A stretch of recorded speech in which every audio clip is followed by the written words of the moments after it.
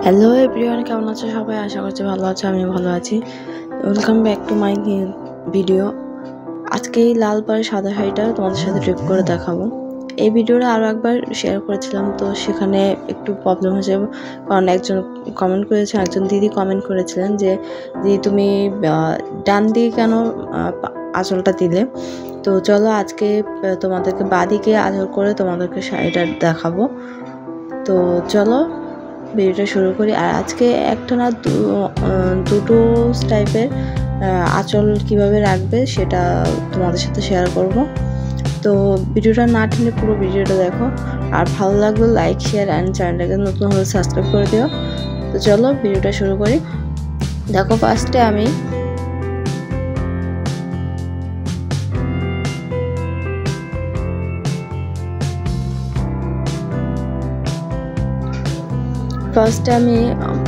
যে কর্নারটা আছে সেই কর্নারটা আমরা ঠিক কোমরের মাঝামাঝি খুঁজে নেব, একটা মেজারমেন্ট করে নেবে। তারপর আমরা তার অপোজিট সাইডেও সেম ভাবে খুঁজে নেব। তারপর আমরা একটা ফার্স্ট রাউন্ড ঘুরিয়ে আনবো, যেটা আমরা সব শাড়ির ক্ষেত্রে করে থাকি। ফার্স্ট রাউন্ড ঘুরিয়ে এনে ভালো করে টাক করে নেব। তারপর দেখো আমরা চলে আসবো আঁচলের পোর্শনে। আর পুরো শাড়ি পরাটা কিন্তু বেশি কঠিন কিছু না, তোমরা যদি একটু ভালো করে দেখো তাহলে কিন্তু খুব ইজিলি পরতে পারবে।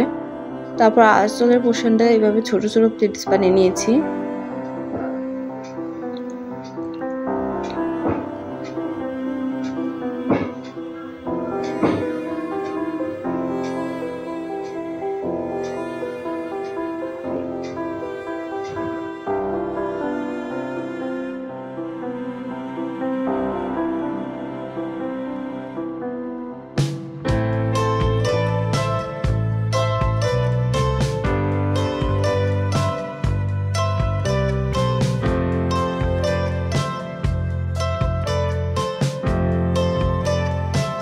তারপর আমরা ওই প্লেটসগুলিকে একটু অ্যারেঞ্জ করে নেব। অ্যারেঞ্জ করে তারপর আমরা বাঁদিকের ঘাড়ে ফেলে দেবো।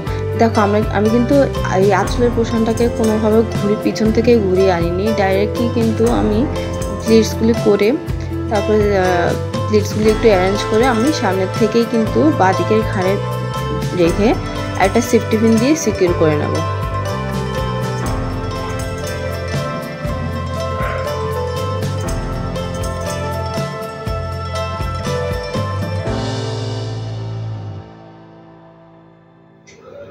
তারপর চলে আসলাম কুচির পোর্শনে। দেখো আমরা এখানে দু টাইপে কিন্তু আমরা কুচিটা দিতে পারি। একটা হচ্ছে মানে যেরকম আমাদের ট্র্যাডিশনাল যে আটপুরে শাড়িটা হয় এইভাবে পরে।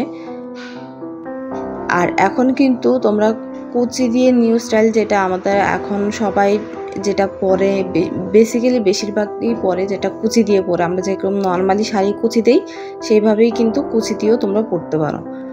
তো আজকে আমি একদম সাবেকিয়ানার মতোই শাড়িটা পরবো, সেজন্য আমি আজকে কুচি দেবো না। এইভাবেই কুচিগুলি একটু যেভাবে আমি বড় বড় প্লিটস করে যেভাবে কুচিগুলি পড়ছে আমি সেইভাবেই কিন্তু কুচিগুলি একটু অ্যারেঞ্জ করে নেব। আমাদের এখানে কিন্তু বেশি কুচি পড়বে না, যদি আমরা নর্মালি যেভাবে কুচি দেয় সেভাবে কুচি দিলে কিন্তু অনেকগুলো কুচি পড়তো। তো এখানে কিন্তু অনেক কুচি পড়বে না, বা যেটাই বলো প্লিটস বলো যাই বলো, তো সেক্ষেত্রে দু তিনটেই কিন্তু পড়বে, সেগুলোকেই আমরা একটু অ্যারেঞ্জ করে নেব।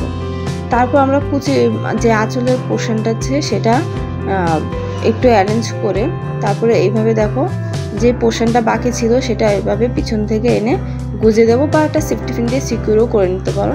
তারপর সামনের পোর্শনটাকে এভাবে একটু গুজে নিলে কি হবে, সামনের পোর্শনটা একটু ফুলে থাকবে না, বা একটু দেখতে ভালো লাগবে।